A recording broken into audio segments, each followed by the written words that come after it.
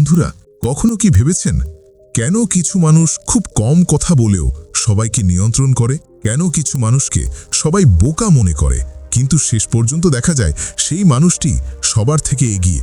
আজ আমি আপনাকে এমন একটি বাস্তবধর্মী গল্প শোনাতে যাচ্ছি, যে গল্পে একজন মানুষ পুরো রাজ্যের কাছে নির্বোধ হিসেবে পরিচিত ছিল। মানুষ তাকে দেখে হাসত, রাজা তাকে নিয়ে মজা করত, এমনকি নিজের বাবাও লজ্জায় মাথা নিচু করে ফেলতেন। কিন্তু কেউ জানত না এই নীরব ছেলেটির মাথার ভেতর এমন এক গোপন পরিকল্পনা চলছিল, যা একদিন পুরো রাজ্যকে স্তব্ধ করে দেবে।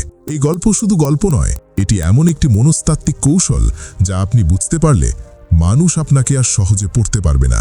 আপনার শত্রুরা আপনাকে ছোট ভেবে ভুল করবে, আর আপনি নীরবে এমন জায়গায় পৌঁছে যাবেন যেখানে পৌঁছাতে অনেকেই সারা জীবন চেষ্টা করে। তাই ভিডিওটি শেষ পর্যন্ত দেখুন, কারণ শেষের দিকে আমি আপনাকে এমন 5টি শক্তিশালী শিক্ষা বলবো যা আপনার ব্যক্তিত্বকে রহস্যময়, প্রভাবশালী এবং সফল করে তুলবে।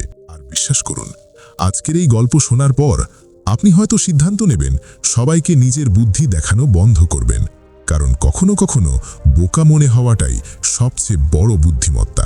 চলুন তাহলে শুরু করা যাক সেই রহস্যময় গল্পটি। একসময় এক রাজ্যে এক প্রচণ্ড প্রভাবশালী ও জ্ঞানী মন্ত্রী ছিলেন। রাজার যে কোনো কঠিন সমস্যায় এই মন্ত্রীই ছিলেন একমাত্র ভরসা। কিন্তু এই মন্ত্রীর একটি বড় দুঃখ ছিল, তার একমাত্র ছেলে। সবাই মনে করত মন্ত্রীর ছেলেটি একদম বোকা এবং তার কোনো সাধারণ জ্ঞানও নেই। একদিন রাজা হাসতে হাসতে মন্ত্রীকে বললেন, মন্ত্রী মশাই, আপনি তো রাজ্যের সবথেকে বুদ্ধিমান মানুষ, কিন্তু আপনার ছেলেটি কেন এমন নির্বোধ হলো? সে তো সোনা আর রূপার পার্থক্যও বোঝে না। মন্ত্রী লজ্জিত হলেন এবং জিজ্ঞেস করলেন, মহারাজ, আপনি কেন এমন কথা বলছেন? রাজা তখন পুরো দরবারের সামনে বললেন, প্রতিদিন সকালে আমি যখন প্রজাদের সাথে দেখা করতে যাই, তোমার ছেলে সেখানে দাঁড়িয়ে থাকে। আমি মজার ছলে তার সামনে 2টি মুদ্রা রাখি, একটি খাঁটি সোনার আর একটি রূপার। আমি তাকে বলি, যেটি মূল্যবান সেটি তুলে নাও। আর তোমার ছেলেটি প্রতিদিন রূপার মুদ্রাটি তুলে নিয়ে চলে যায়। সবাই তাকে দেখে হাসাহাসি করে। পুরো দরবার তখন অট্টহাসিতে ফেটে পড়ল। মন্ত্রীর মাথা অপমানে নিচু হয়ে গেল। তিনি কারো সাথে কথা না বলে সোজা বাড়ি ফিরলেন এবং ছেলেকে ডেকে পাঠালেন। মন্ত্রী রাগত স্বরে বললেন, সবাই তোমাকে নির্বোধ বলে উপহাস করে, সেটা আমি সহ্য করতে পারি, কিন্তু তুমি কি সত্যি সোনা আর রূপার দাম বোঝো না? ছেলেটি খুব শান্ত গলায় উত্তর দিল, বাবা, আমি খুব ভালো করেই জানি সোনার দাম রূপার চেয়ে অনেক বেশি। মন্ত্রী অবাক হয়ে বললেন, তবে কেন তুমি প্রতিদিন রাজার সামনে নিজেকে ছোট করো? কেন তুমি সোনার বদলে রূপার মুদ্রাটি তোলো? বাবার প্রশ্নের উত্তরে ছেলেটি কোনো কথা না বলে তার ঘর থেকে একটি ছোট কাঠের বাক্স নিয়ে এলো। বাক্সটি মন্ত্রীর সামনে খুলে ধরতেই দেখা গেল সেটি শত শত রূপার মুদ্রায় ঠাসা। মন্ত্রী অবাক হয়ে বললেন, এগুলো কি সেই মুদ্রা যা তুমি রাজার কাছ থেকে নিয়েছিলে? ছেলেটি মুচকি হেসে বলল, হ্যাঁ বাবা, যেদিন আমি প্রথমবার সোনার মুদ্রার বদলে রূপার মুদ্রাটি তুলে নিয়েছিলাম, সেদিনই রাজা এবং পুরো রাজ্য আমাকে নির্বোধ তকমা দিয়ে দিয়েছিল। সেই দিন থেকে রাজা প্রতিদিন মজার ছলে আমায় পরীক্ষা করেন, আর আমি প্রতিদিন রূপার মুদ্রাটি নিই। ছেলেটি বলতে থাকলো, বাবা, আমি যদি প্রথম দিনেই সোনার মুদ্রাটি নিতাম, তবে রাজা আমাকে বুদ্ধিমান ভাবতেন ঠিকই, কিন্তু সেই খেলাটি ওই দিনই শেষ হয়ে যেত। রাজা আর কোনোদিন আমায় পরীক্ষা করতেন না এবং আমি আর কোনোদিন মুদ্রা পেতাম না। আমি আজ অবধি 100টিরও বেশি রূপার মুদ্রা জিতেছি, শুধু এই কারণে যে আমি সবাইকে এটা বিশ্বাস করাতে পেরেছি যে আমি একজন বোকা। আসলে সবাই আমাকে নিয়ে হাসেনি, বরং তারা আমার বিজয়ের পথটাই প্রশস্ত করেছে। মন্ত্রী তার ছেলের গভীর বুদ্ধিমত্তা দেখে স্তব্ধ হয়ে গেলেন।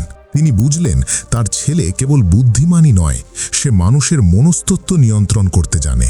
এই ছোট গল্পটি আমাদের জীবনের 5টি বড় শিক্ষা দেয়, যা আপনাকে আজ থেকে একজন শক্তিশালী মানুষে পরিণত করবে। 1. সবার কাছে নিজেকে প্রমাণ করার প্রয়োজন নেই। যে বাঘ গর্জন করে না, সেই বাঘই সব থেকে ভয়ঙ্কর। আপনি যখন চুপ থাকেন, মানুষ আপনাকে বুঝতে পারে না, আর মানুষ যাকে বুঝতে পারে না তাকে নিয়ন্ত্রণও করতে পারে না। 2. শত্রুকে অন্ধকারে রাখুন। আপনার পরবর্তী চাল কি হবে তা কাউকে বুঝতে দেবেন না।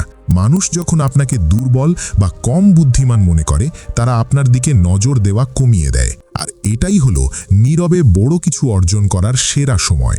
3. চুপ থাকলে জ্ঞান বাড়ে।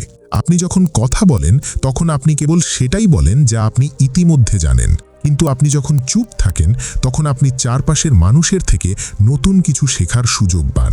4. কথা বললে রহস্য নষ্ট হয়। দামি জিনিসের কোনো ডেমো বা প্রদর্শনী হয় না। আপনি যত কম কথা বলবেন, আপনার ব্যক্তিত্ব তত বেশি রহস্যময় এবং আকর্ষণীয় হবে। মানুষ তাদের সাথেই বেশি কথা বলতে চায় যারা মেপে কথা বলে। 5. সাফল্যই হোক আপনার উত্তর। ওই ছেলেটির মতো তর্কে না গিয়ে কাজ করুন। আপনার ব্যাংক ব্যালেন্স, আপনার লাইফস্টাইল এবং আপনার অর্জন যখন কথা বলবে, তখন দুনিয়া এমনিতেই চুপ হয়ে যাবে। বন্ধুরা, নীরবতা মানেই দুর্বলতা নয়। নীরবতা মানে হলো নিজের শক্তিকে জমা করে রাখা, যাতে সময় মতো সঠিক আক্রমণটি করা যায়। আজ থেকে অহেতুক তর্কে জড়ানো বন্ধ করুন। মনে রাখবেন, ফাঁপা কলসি বাজে বেশি, কিন্তু শান্ত সমুদ্রের গভীরতা মাপা অসম্ভব। আজকের এই ভিডিও থেকে আপনি যদি নতুন কিছু শিখে থাকেন, তবে কমেন্টে লিখুন, আমি নীরবে সফল হব। আর যদি আপনি মনে করেন আপনার কোনো বন্ধুর এই গল্পটি শোনা দরকার, তবে ভিডিওটি তাকে শেয়ার করুন। পরবর্তী ভিডিওতে আমি দেখাবো কিভাবে অল্প কথায় মানুষকে মুগ্ধ করতে হয়। সেই ভিডিওটি মিস করতে না চাইলে এখনই সাবস্ক্রাইব করে বেল আইকনটি অন করে দিন।